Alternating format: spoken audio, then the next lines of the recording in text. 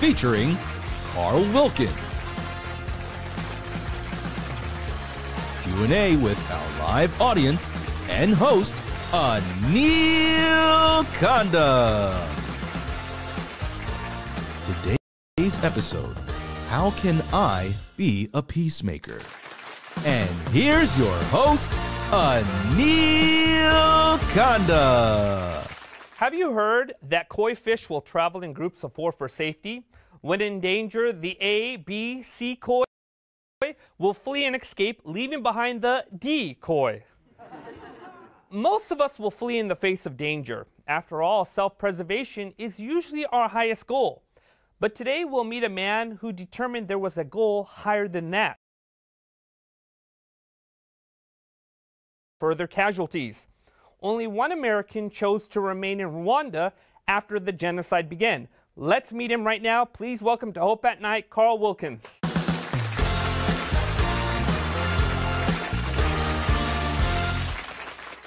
Carl, thanks for being here. My pleasure. Looking forward to it. Now, some of us who are older might know or might remember what took place in 1994, but there's a lot of younger viewers who might not know. Sure. Could you tell us what took place in Rwanda in 1994?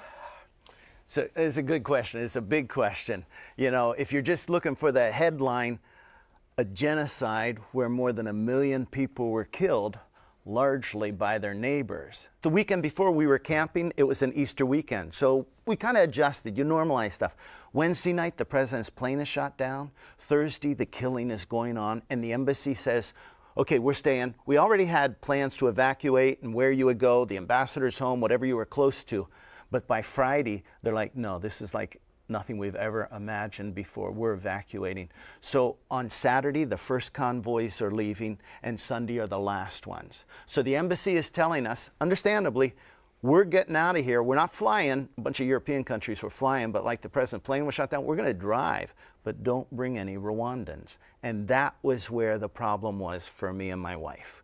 We had, you know, three small children at that time, and there was a young lady who lived and worked in our home, and she was of the minority group that was being targeted at this. You know, a lot of people think one group hated another. They'll hear the term Hutu or Tutsi. They married each other all the time. This is politically driven, convincing really decent neighbors that your neighbor might be the enemy.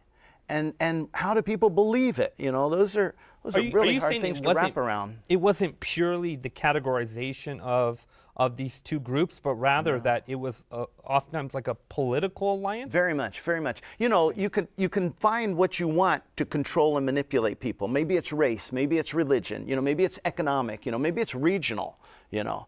But in this case, they picked the tribal one. But in daily life, these people spoke the same language, played soccer together, drank beer together. They really lived together. So this is a serious division of ordinary people and creating an enemy out of your neighbor. How bad was this genocide? What are we talking about here? It was the 100 worst. people, 1,000 people? No. It was the worst in the last century. In 100 days, more than 1 million people. You can't, I mean, the Holocaust was horrible, the Cambodian genocide, they're horrible. And I don't want to get into some sort of comparing horrible type thing. I know you're not either, but it's really beyond. How do you understand, like, one person being killed 1 million times? How do you actually understand that? 10, 15,000 people a day? We try to wrap our mind around it. When this started to take place and there was an evacuation, you evacuated your family. Why did you decide to stay behind? Okay, the embassy said, don't bring any Rwandans. We're driving out, we'll be at roadblocks. If we have Rwandans in the vehicle, we don't care what group they're in, you can't bring Rwandans. And we had this young lady who lived and worked in our home, and she was like family. And when somebody loves on your kids, that's like family. That's family, that's blood. Yeah, better than blood sometimes. and so when they said, you know, you can't bring Rwandans, Rwanda had always, this was like our 10th year in Africa. We'd been in Zimbabwe and Zambia, and we were always, we had this welcoming spirit, this respect of foreigners. So I started thinking, if we just abandon her, she's going to be killed. And the young man came in the evening as watchman, he'll get killed too. So it really didn't start with this idea, I'm going to stand up against genocide, or, you know, because we didn't know at the beginning. We just knew 2 people in our house would be killed, and maybe I could leverage that respect that they gave to foreigners to help them. So when I said goodbye to my wife and kids, I said 2 weeks maximum, love. This thing can't last longer than 2 weeks, you know, because the world will not let 10, 20,000 people killed every day and do nothing. And it lasted 100 days. 100 days. And we had UN soldiers there. We thought that the UN, I mean, after the Holocaust, we're saying never again. That's kind of a slogan that goes around. Now we have 2,500 UN soldiers who could stop this. You can probably already begin to start to sense the emotion. It's interesting. I've told this story for years, and every once in a while I find myself just being snatched back, you know, in the trauma of that moment. And I remind myself, okay, you're sitting here, you're talking, you know, it's here today, and we try to remember instead of relive. But as we go back and we look at it, this thing was preventable. This thing could have been stopped when it happened.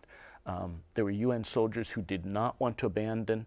It was so strategically organized by this group of, it's always politicians and business people. Someone has to help them get in power. So it's always this kind of mixture of that is then working towards goals, sometimes not so bad and sometimes really horrible. And this one, you know, this genocide is gonna go on for 3 months. Right. I'm going to be stuck in my house for 3 weeks. There's a 24/7 curfew that's going on. And finally, the government realized we can't keep everybody as prisoners in their house for so long. And so they start saying, if you have a good reason to come out, come to the government headquarters, we'll give you a travel permit. And so that's what eventually I shifted. I had this young lady and young man in my house, a pastor and his wife who came and joined. There were 5 of us. And the pastor, brilliant gentleman, he said, you know, Carl, if you're going to do anything during this horrible time outside, because one morning after breakfast, we had a little, you know, Bible study and stuff. I said, we got to do more, Pastor. We've been stuck here for, and I'm glad we're all still alive. But he says, if you're going to do more, you got to build a relationship with the people in power. And the people in power are the ones doing genocide. Tell us, what were you witnessing there? I mean, you said there was, you know, these soldiers, these massacres. What are we talking about specifically what's happening here, as much as you're able to share? Yeah. I mean, Rwanda is the land of 1,000 hills, right? So you've got the capital city, you've got valleys and hills, and our house is on a hill, and we look down through the valley and we can see the skyline of the city over there. We're watching conventional warfare happen. Our house happens to be, as the plane is shot down and they blame it on the minority, well, many of the minority had fled at the time of independence 30 years earlier. They finally weren't allowed home. They got military training. They come back. So we have these two sides, this kind of refugee soldier side, Rwandan Patriotic Front, the extremist soldier side. And the dividing line was a road about 3 blocks from our house. So mortars are whistling over our house like our African gray parrot learned to whistle like a mortar, you know. And so that kind of conventional warfare is going on. But then, while my wife and kids were still there, we're hearing this pounding and bashing of metal doors. They're killing our neighbors. They drape her body over the fence. So it's like this warfare going overhead, but then right next door, people are screaming and being slaughtered. And so, I mean, we knew we had to get our children out of there, but how could we abandon these people? And I love it when I get to tell this story. My wife's here because her decision was, I think, even tougher than mine to support that idea. I'll take them to safety, but you stay. My dad, now as a grandpa, that's why I say, what were you thinking? Huh? He's seeing his son. I mean, I'm not, okay, I could be his favorite. I got 2 older brothers. They're really good. But he's seeing me and he's thinking, this is like the end. This is suicide. So it was crazy throughout those 100 days, but it's amazing how you learn to kind of normalize the stuff that should never be normalized. We were there building schools and operating clinics and stuff before. So I have these, you know, we've been there for 4 years already. So I've got these really trusted friends, colleagues. They had the majority ID card. Many of my men who worked with me, their wife had the minority ID card. So right in the home, you know, their family is targeted. Their wife is to be eliminated, you know. So these men, they're courageously trying to protect their families at home while they come out and work with me. And our work basically boiled down to try to bring food and water to groups of orphans who are trapped around the city. When I met the leader, that's what he told us. They're playing like this is just a war. Right, but this conflict is so interesting you're describing. Yeah. It's like it's not just between two armies, it's between neighbors. Yeah. It's within families. It's cutting right down the very middle of families, how this conflict is affecting everyone. Now, you said that you were helping with these orphanages. The organization that you're a part of was leading out with these orphanages? Well, you know, before we had a large organization building schools and operating clinics, not working with orphanages. Okay. The genocide is launched.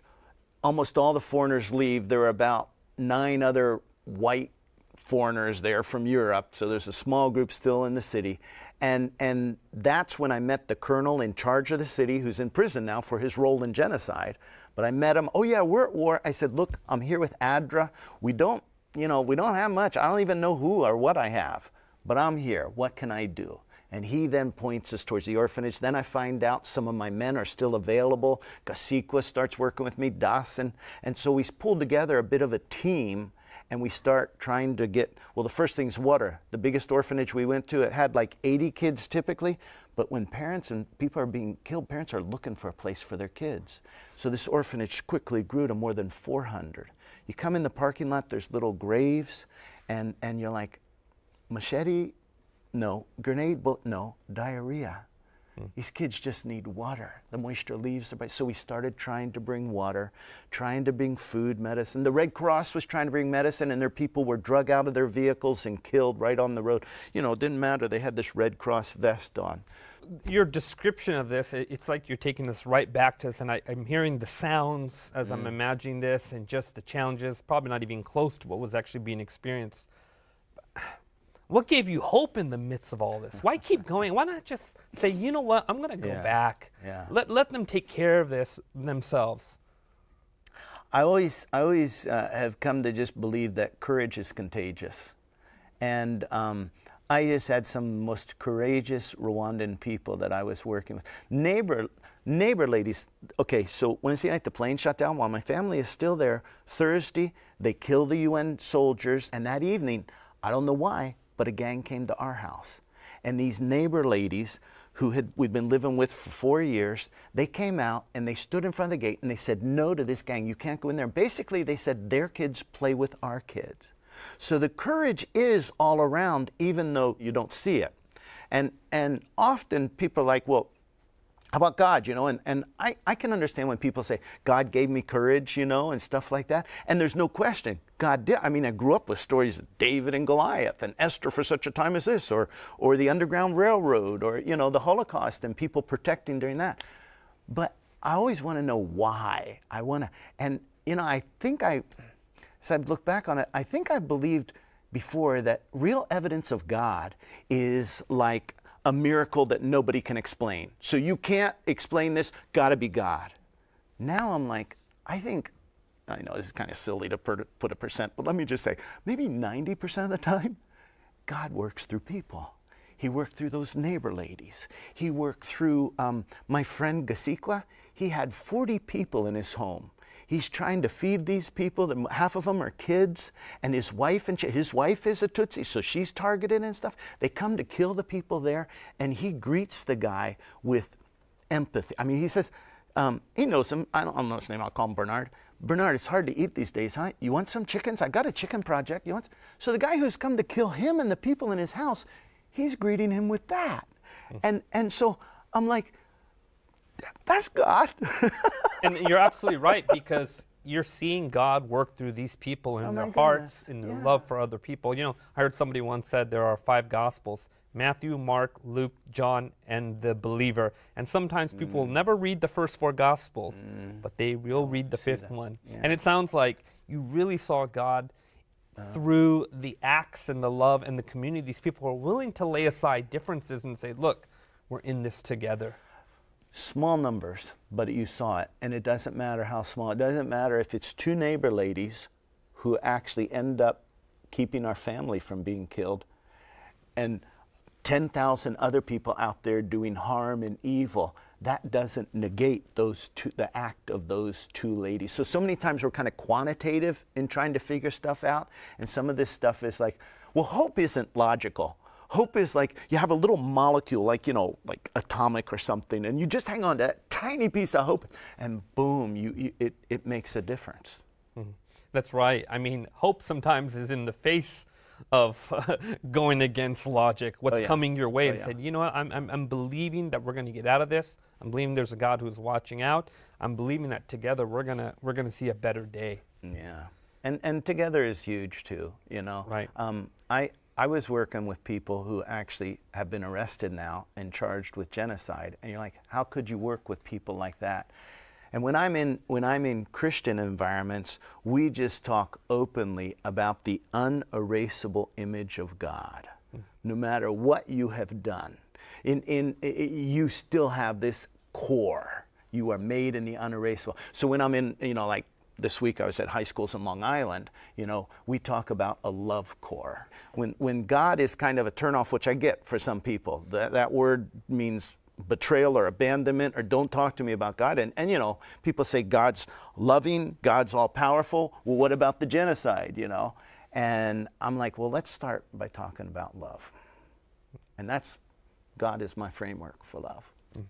And that's why the Bible says God is love. I know, we've said it so many times. You can't talk about love without talking about God, but you can't talk about God without talking about love. Did I say that right? Did I say the exact same thing? But either way, this is why John makes that argument, right? Yeah. He says, if you say you believe in God, but you don't love, you don't know him. Yeah. It's inexorably bound. Could you tell us the moment when you knew the genocide was over? I would get up each morning and I would go out and I'd look out the window of my bedroom, watching for a soldier to walk past, looking for the uniform of these refugee soldiers, the Rwandan Patriotic Front. And even in the morning, it was July 4. I mean, July 3, we still didn't know. This has been going on all of April, all of May, all of June. We're now moving into July. Fortunately, I could talk to my wife on the radio every day. We had like a ham radio. It was an incredible gift. She was in Nairobi, Kenya. And eventually a friend helped her get a radio so I could talk to the kids. And our 7-year-old said to me one day, well, yeah, 7. She said, Dad, will you be out by my birthday? You know, which was towards the end of June. I'm like, absolutely, love. This cannot last that long, but it comes and it passes. So we're just hoping it'll end. And finally, on July 4th, these refugee rebel soldiers, Rwandan Patriotic Front, they succeeded in driving the extremists out of the capital city, out of power, and out of the country. And we had an orphanage 2 houses down. And these soldiers, as they were securing the neighborhood, you know, they came to our house and I talked to them and I said, hey, there's an orphanage 2 houses down. I'd like to show you guys because I'm concerned they got like 30 kids in there. And so he goes with his soldiers, and it's a regular home that's been used for an orphanage. They open the door and the soldiers have their machine guns, and they open the door and there's little kids peeking up out of cribs. And soon the officer tells them, you know, put your safety on, put your rifle down. It was just hard to believe it was over. It was actually hard to sleep in the quiet. Man, I'm like, I'm a mess, but it's that's okay. It's Carl. not a bad mess. I used to be a mess with a knot in my stomach. In fact, I hated crying when I talked about this. But I'm like, if you can't shed a tear about genocide, what can you? Right, and the fact that this affects you still many years later, it just shows us the gravity and the immensity of how painful and how tragic and how violent this whole thing was. We've got to be able to see, I know this sounds sort of like Pollyannish or something, but we got to be able to see that there is a future, and the only way I can get to the future is looking for the good. Right. And so that strategy and professional counseling, as far as me, you know, really recognizing PTSD and then recognizing, okay, we can. Like this morning, even though it's gotten a bit emotional, I don't have the knot in my stomach like I used to because I'm remembering. Right. I'm not reliving. And so, yeah, we could go 100 directions. Carl, I know we have much more to talk about. Thank you for sharing and being vulnerable with us. We've been speaking with Carl Wilkins, the only American who chose to remain in Rwanda after the genocide began. We'll hear more of what he sees on the other side of the Rwandan genocide after the break. Don't go away.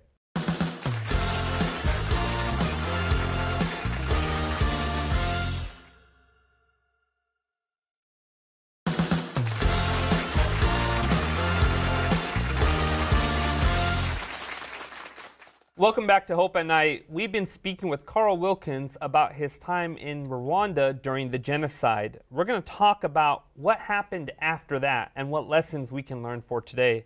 Carl, going back to this whole experience, the young people you were surrounded with, did your students, did they ever ask, where's God in the midst of all of this? I go to Chapman University a lot every semester. In fact, for some years, they've been teaching out of our book and stuff at one of the professors. And in recent years, and I'm learning each time I'm in the classroom, how do you explain this and how do you do? And when that question came up, I said, hey, what about God and the genocide? I'm like, oh, that is such a good question. Because I think that's what's driven totally so many people away from God, is this idea, if God is all powerful and all loving, what in the world, is going on here? So I say, I want to talk about God, but let's let that three-letter word aside for a minute, and let's talk about love. When you looked at the story of the genocide, did you see any examples of love? Because I find when we're looking for God, we're kind of doing this. But when we're asking about love, we're doing this. We're looking in our hearts and the other hearts. And those conversations become a lot more productive. And as we begin to unpack those conversations, and they, I told them about the neighbor ladies, for example, or my friend Gasikwa, or at the orphanage, you do begin to see love coming, even in the darkest type of a place there. And so then we can come back eventually, and I'll tell them, look, my framework for love, I grew up in a Christian community, so my framework for love is God. But I want you to hear I'm using this word framework. I am not trying to tell you this is the truth and how you have to believe and stuff. It's what works for me. Carl, you're saying something that's a really powerful reframing. A lot of people always ask in the midst of adversity and trouble,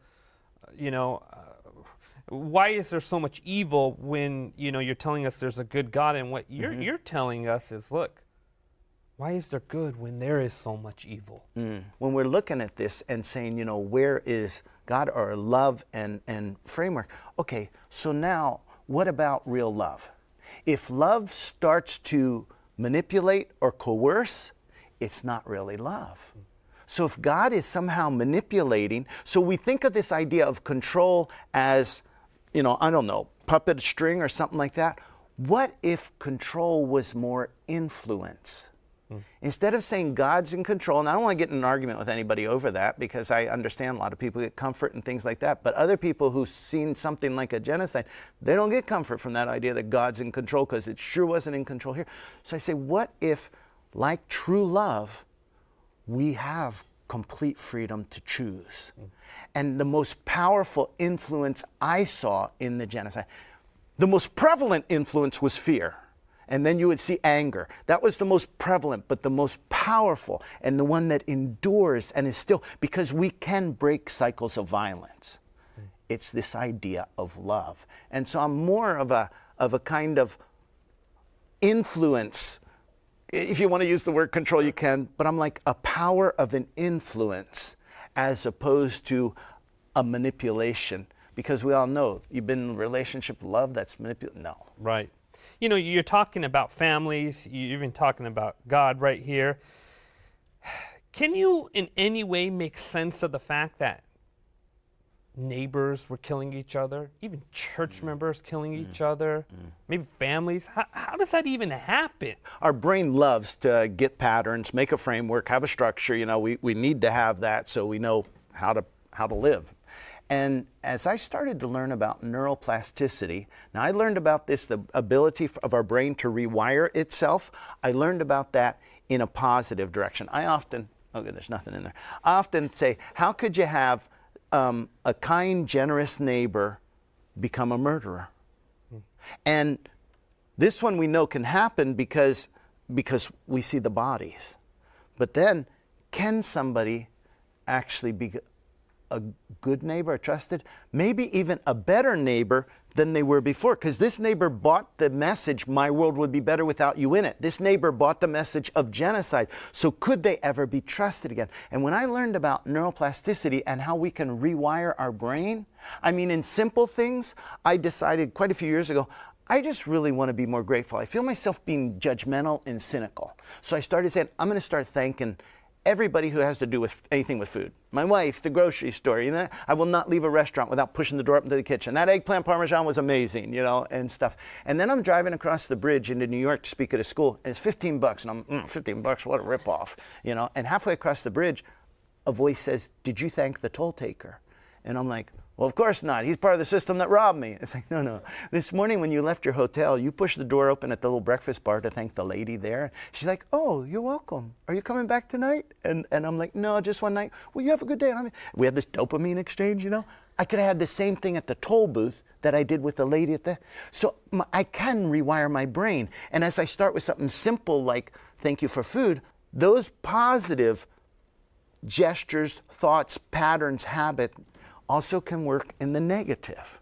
And I can rewire my brain in a direction that actually doesn't see the neighbor for the human that they are. All it sees is the caricatures, the negativity that's been projected. That's all I begin to see. And they had radio in Rwanda they used comedy, they used music, they used flat out hate speech against the minority people. Now, this is really fascinating because you're describing this massive propaganda that changed an entire, you know, area of people and turned them against each other with this massive propaganda. How did Rwanda finally heal? It's definitely an ongoing journey, but a most inspiring one. I probably would not be going to schools. Tomorrow I'm at a school in Baltimore. I probably would not be doing this if I was only talking about the genocide. Let's look at it. Let's look at first individual story and then a little bigger picture, okay?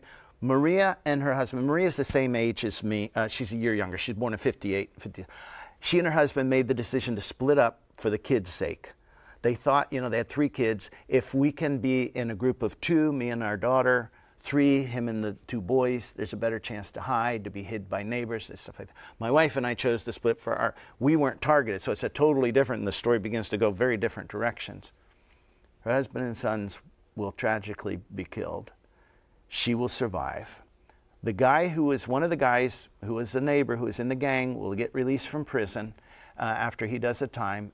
When he gets out, though, she understandably, man, she don't want to be anywhere near this guy. And I understand it. They had some community projects. They're building homes with one another, working with adobe bricks and stuff.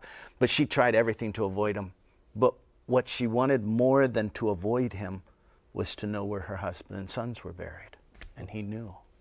She says this was a turning point. You see, when she introduced us 25 years later, she didn't introduce us to the killer of her husband and sons. She introduced us to an incredibly valued family friend. And then we found out that he was, you know, at the time, 25 years ago, he was 18, and he was in the gang who killed, and I was messed up. I didn't care what she said about him. Helping me plant and harvest, I'm like, that's the least he can do. She says he does things for me like my sons would have done if they're alive. And I'm like, okay, I'm not saying this out loud, right? It's in my head, huh? I'm like, well, if he wouldn't have killed them, they would be here to do it. You see, I'm stuck in 94. I'm stuck in anger and stuff like that. And Maria is like free. And so here's how it sort of makes sense to me, at least this is a framework I'm working with now, is that initially when he got out of prison, Maria had all these neural pathways of perhaps confusion, anger, bitterness, loneliness type of thing. But she says it was a turning point when he helped me find where my husband and sons were buried. Some truth. She found out when he was in prison, considering confessing, other prisoners were threatening to kill him if he confessed. And he still confessed, and he apologized to her. Some respect. He kept coming to her again and again and apologizing. When I heard it, I'm like, okay, one is good, now get out, you know. She's like, I'm sure she was like, Filbert, you don't have to keep apologizing to me every day. Empathy. So she's like developing a whole new network of pathways that are triggered when she sees him. She will always have the pathway, he killed my husband and sons.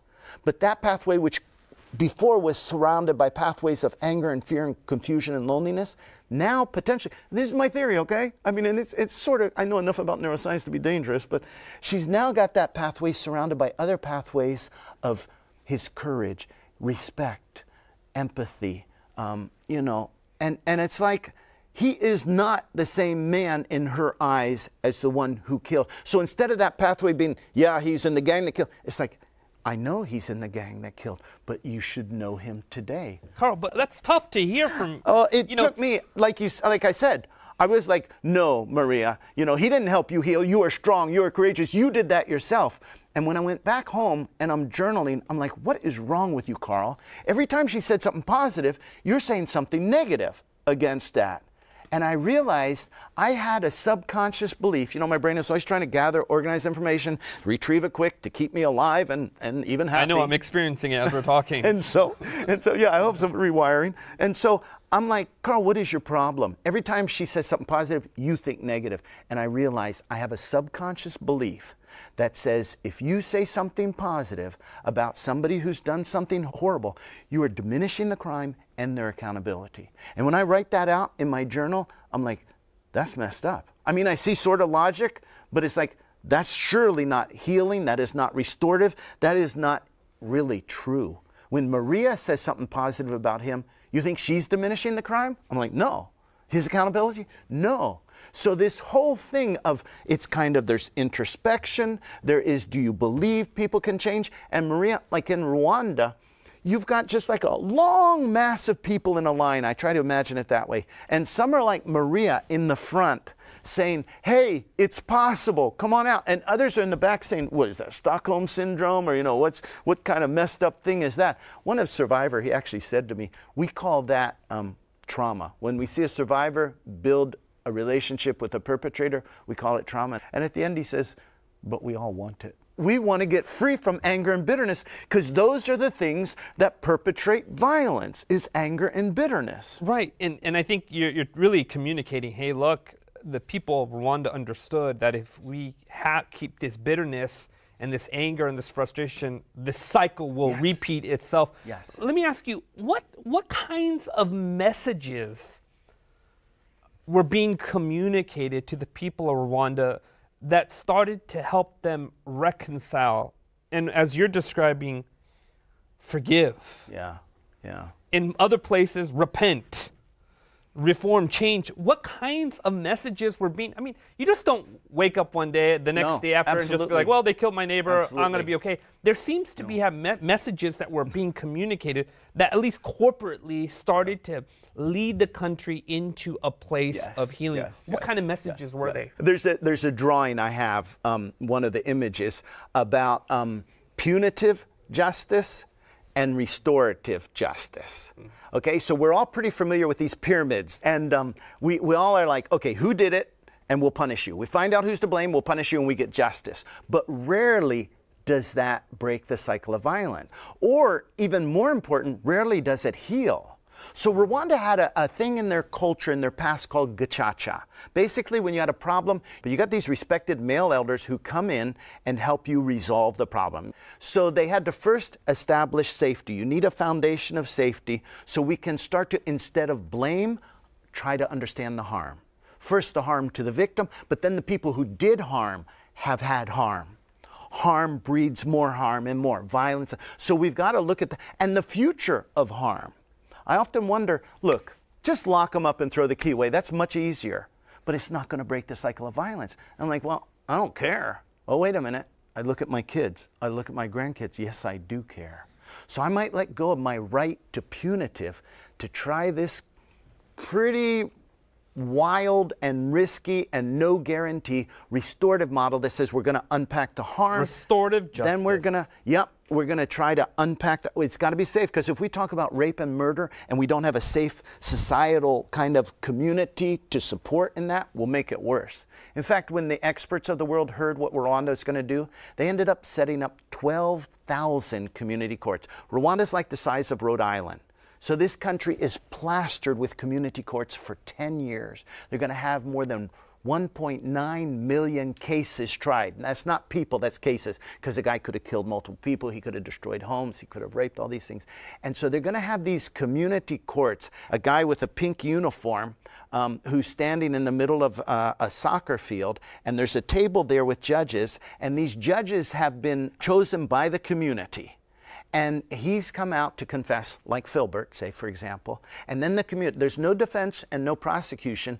That's the community. The community is the defense. The community is the prosecutors. And he will confess. This is an opportunity for people like Maria to learn where their family's buried.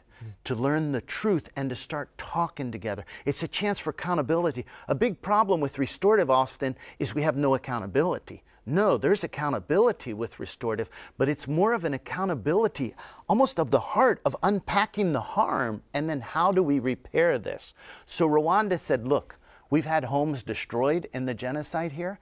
If you come and confess and the judges, the community members decide you're safe to work in the community, they'll send you to work in a camp. There's no fence, the guard doesn't have a gun, this is collaborative.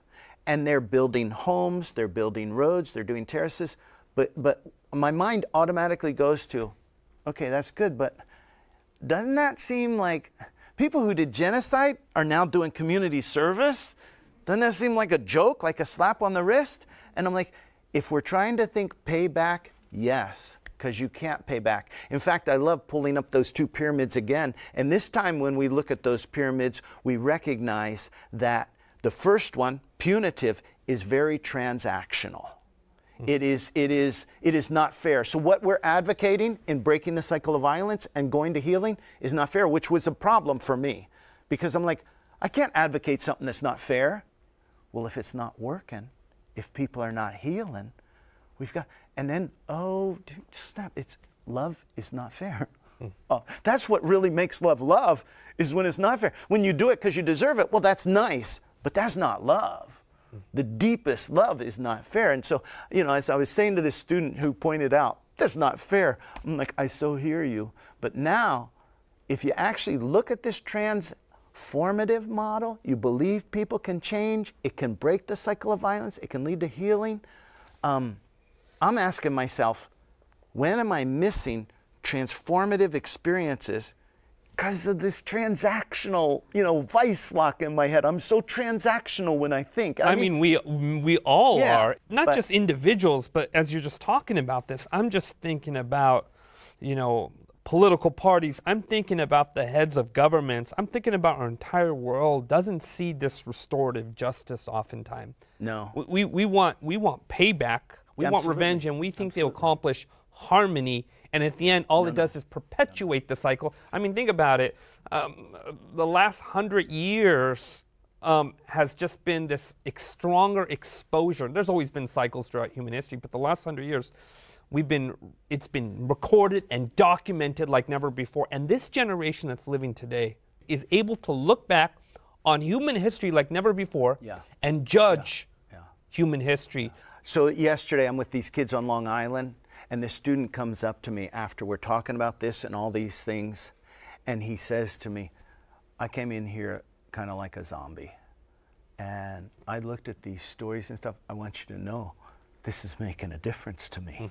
You know, you talk about this generation, they're looking for some sort of a structure and then examples. If you look, I got this picture of Maria and Filbert where he's looking at her, and as he looks into her face, it's like, she gave me my life back. You know, during a time like this, we talk about rescuers and stuff, but after the genocide is still this great need for rescuing.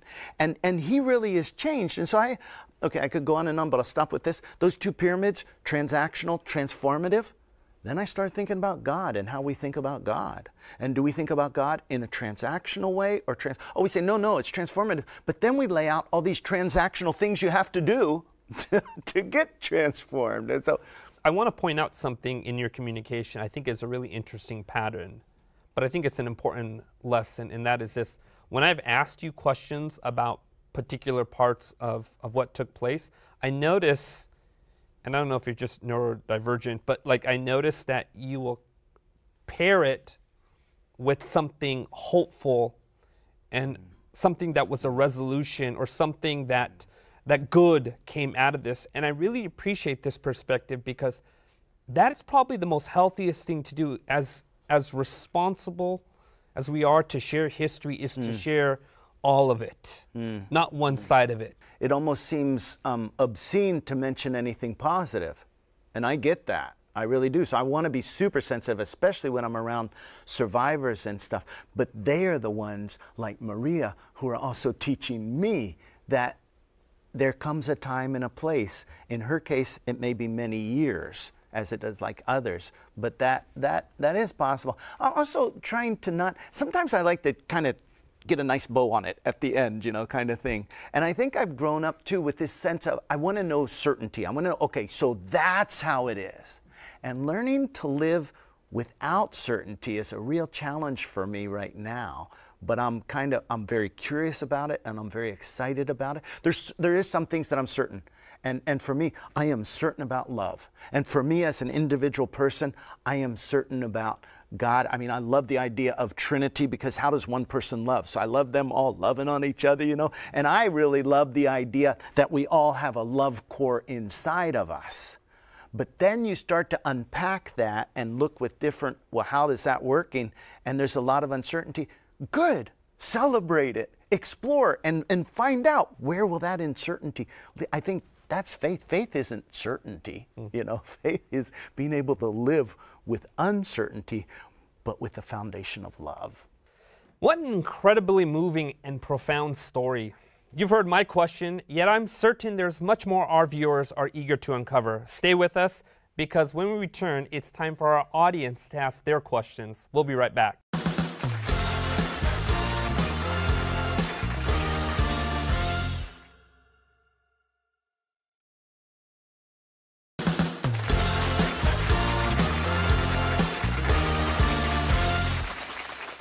Welcome back to Hope at Night. Tonight, we've been learning what Carl Wilkins went through and what he learned from his experience in the midst of the Rwandan genocide. Now we're going to give our studio audience the chance to ask their questions. Who would like to go first? Would God still love me if I can't find it in my heart to forgive the person who took the lives of my loved ones? Oh, man. Thank you. That's a really good question. For me, there's absolutely zero question. Absolutely, absolutely, absolutely. I think forgiveness sometimes can take generations, okay? I also think that forgiveness, we need to unpack really what is forgiveness. Sometimes we think forgiveness is reconciliation, like the story I told. Sometimes it's not safe to reconcile. And so I love the definition of just simply, how can I get free from anger and bitterness? Those two things. And of course, like your kid or anybody else that you have, a friend, family member, they're really struggling. I struggle with that anger and bitterness. And so it's the love. If love is contingent on that, it's not love. You know, it's some sort of manipulation or something like that. So I would love to talk about it more, but absolutely, there's no question. For me, love's got no limits. I mean, we know genocide has no limits, which often can throw us in a tailspin, but I also want to counter, love's got no limits. Right, and that's beautiful, Carl. And I think a question that kind of emerges from that is, sometimes we feel like, I could never forgive someone because how could I? How? Yeah. Where would it even come from? Yeah. Right? Mm-hmm. And it's oftentimes, I have found in my personal experience, by looking at the cross, I find forgiveness that comes from heaven for me that streams out to others when it's not easy to do. Doesn't come from me naturally, so. No. Yeah. Any other questions? We all know it takes time to forgive. When we forgive the other person, even though we forgave them, do God punish the other person even though we forgave them? I really like that one too, because forgiveness is not taking away the punishment, and it's not taking away the consequences. From my perspective, what I understand about forgiveness. Forgiveness is, like I said, letting go of anger and bitterness. Now, figuring out how to do that, that's tough. And that's where I really appreciate people like Maria, who's out there kind of saying, hey, you know, it is possible to get free. When you look at this lady, people sometimes say, oh, the government was forcing people to forgive. And you'll hear all kinds of stories in Rwanda. And I know I've been really positive about my, telling of Rwanda here. And I'm sure I'm more biased than the more positive side. There are stories that are just not like that. We're humans, and it is in very, very different ways.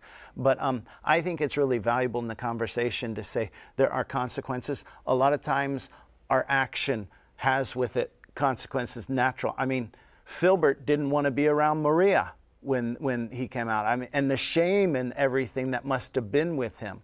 So I'm more than happy, like I imagine most people are, I'll leave that with you, God, but consequences do not go away because of forgiveness. And I think that helps because there's a sense of justice that is right. I don't want to throw out all transactional justice. We need it. But my problem or experience is that it doesn't usually go far enough. And so we've got to be able to go farther than just justice to get to the healing. And that's where the question of anger and bitterness, comes in. And so I like that question. Thanks. That's why a lot of times in our attempts with transactional justice, the problems reemerge somewhere else. Yeah. It doesn't. Yeah, yeah. It doesn't No, it gets shoved down, comes out somewhere else, or yeah. Any other questions? If the principle of eye for an eye is looked down upon, then why did God allow it to be a part of the Old Testament? Oh my goodness. And there's genocide in the Old Testament too, so your question is great.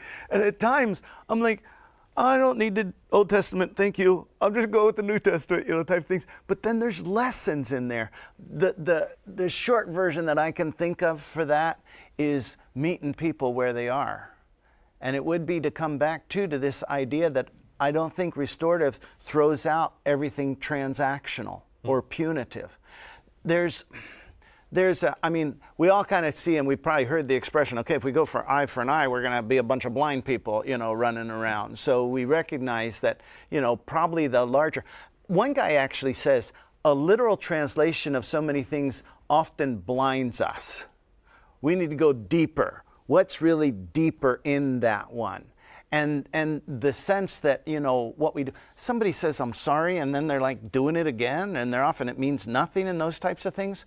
So I think there's something in that conversation, both meeting them where they are, but also understanding, well, what really is a consequence and what is, and were they being facetious at that time?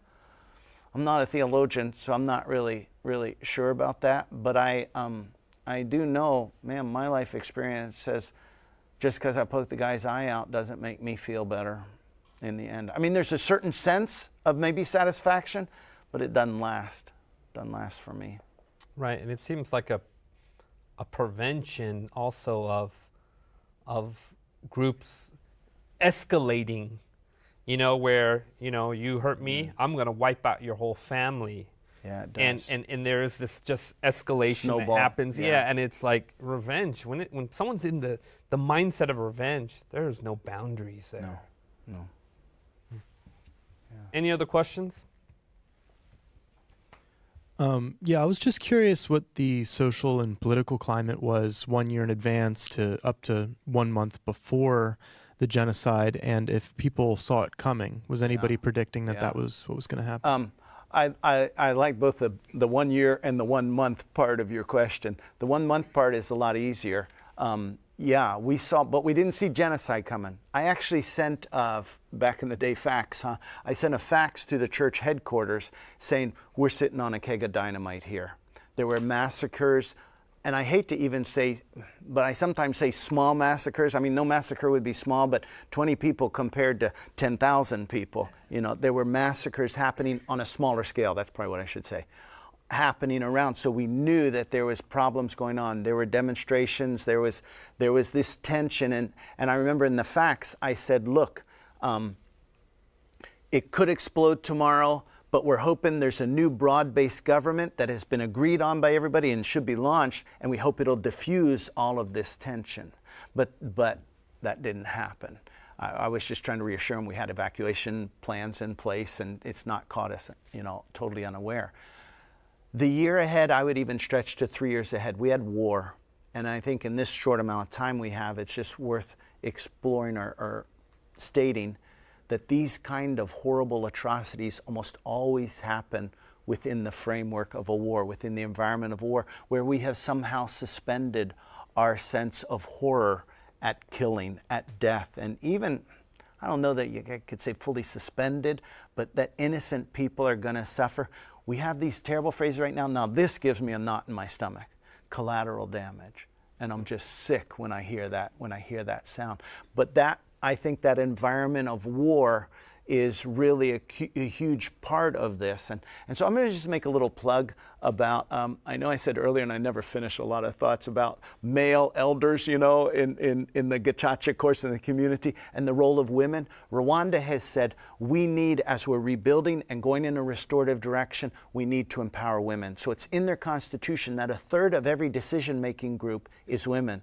1/3 of their parliament isn't women. It's actually 2/3. By law, 1/3 must be. But once you give some space and start to allow growth and development, 2/3 of their parliament is women now. So I have often wondered, how quick would we go to war if we had more women in government? Carl, you know, this question has to do with climate, the political climate, the social climate. You know, we live in a highly charged climate right now in the United States. For a number of years, it's just intensified. And there are so many people that are odds. There are lines drawn in the sand between, you know, entire cities, communities, within families, you know, with this recent election. How are we able to find unity and hope again in the midst of just this electrified environment? Well, you know, like I do, there is no simple answer to that. So all I can do is give you a few pieces for the conversation that come to my mind as I think about that. I was really aha moment maybe 6 years ago when I realized that the brain prioritizes community over logic. So the brain's job is to keep us alive. And so for me to stay alive, I need to be in a community, and to flourish, I need to be in a community. And we can study, you know, anthropology and all these things, and we can see the role of a community and stuff. And so I'm often trying in these situations to understand or get the other person to understand. And if they feel like their community is being attacked, the more they feel that, the more the logical part of the brain is offline. So I'm like, wait a minute, this is so logical. Why are they, you know, they're not stupid, this type of thing. And so when I realized the brain prioritizes community over logic, I'm like, okay, so quit trying to give them all this logic and stuff. How about a little bit of listening? Little bit of listening and try to understand. I love Eleanor Roosevelt. She would say if you're arguing a case with somebody and you can't argue their side as effectively as they can, you got a lot more listening you need to do. So I think understanding the brain helps me in some of that, but really listening, and I'll come back to the family that we talked about earlier. If I can first off get to know somebody for something else other than their political views or their, you know, their religious views at times and stuff, I've got a lot better chance then of keeping perspective and not losing that kind of perspective in terms of just simply, oh, I know what kind of sign is in their yard, so I know who they are and I know all about them.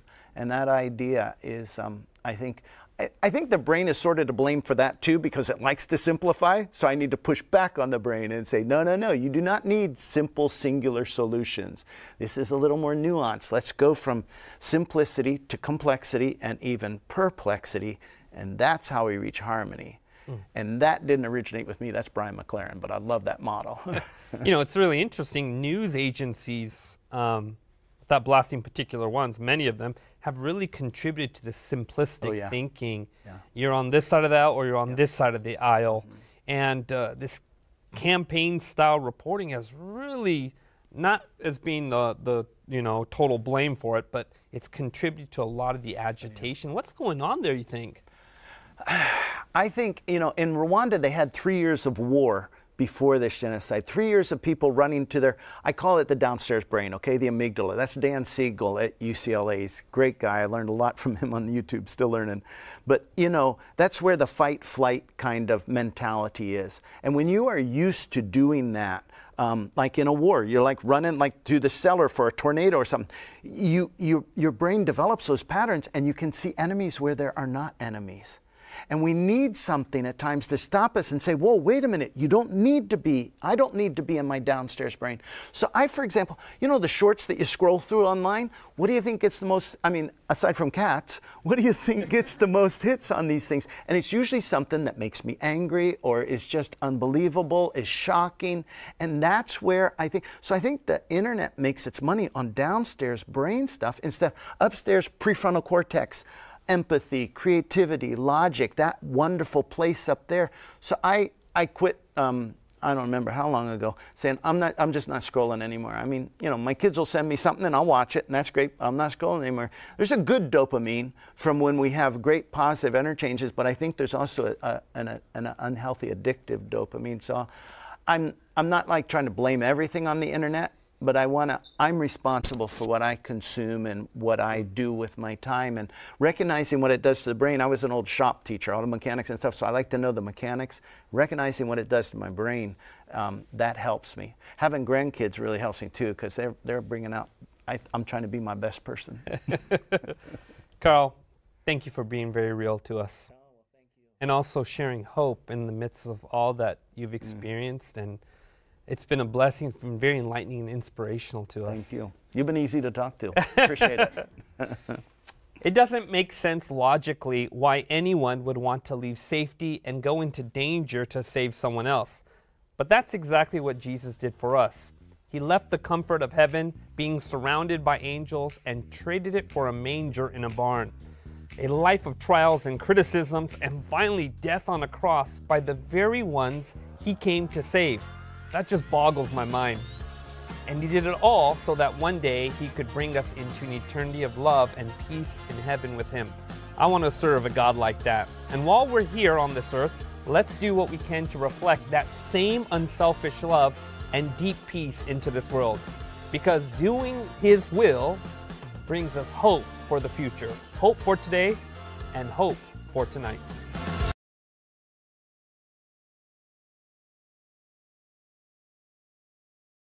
Imagine living in a place without electricity, feeling disconnected and left behind without any hope of improvement. In today's Stories of Hope, we will take you to a place in Brazil where a community found light, both in their homes and in their hearts. Stay with us as we share how this transformation changed everything for an entire community.